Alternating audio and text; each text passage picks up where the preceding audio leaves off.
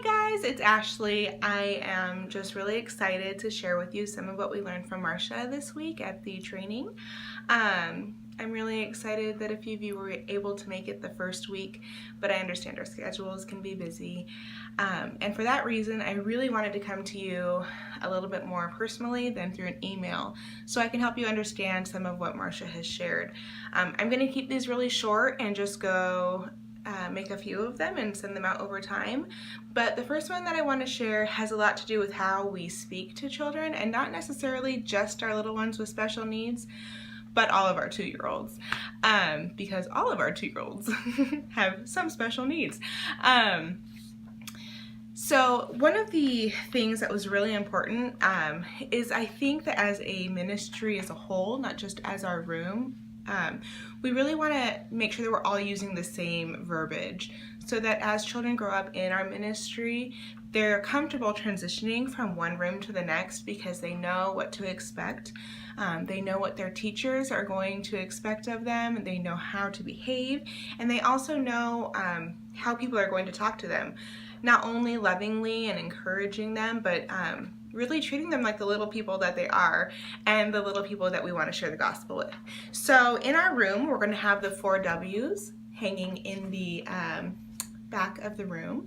And this is really just to help address when a child is behaving in a way that we don't necessarily want them to be behaving.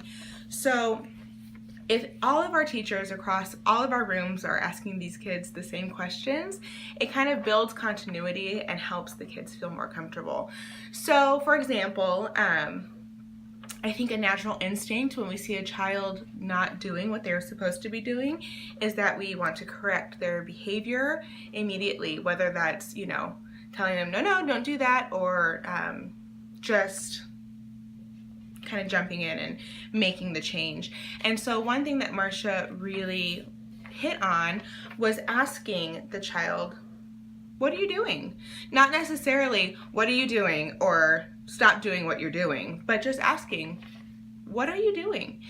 And that kind of gives the child the opportunity to think, well, this is what I'm doing. And what is interesting is that she says it kind of like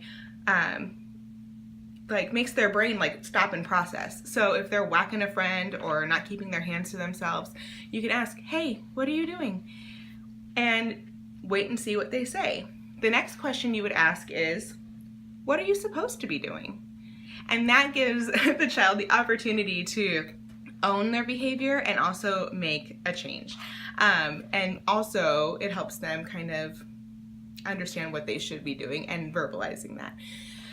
She says that usually after those 2 questions, you're able to kind of help guide the child back into what they are supposed to be doing, whether that's cleaning up, keeping their hands to themselves, getting ready for snack, getting ready for worship, but sometimes you need a little bit more conversation. So the next question after what were you supposed to be doing is, were you doing it?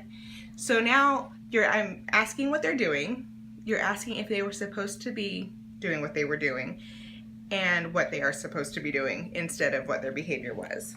And the last question is, what are you going to do about it? So now we're giving the child the opportunity to fully change their behavior and get with the program.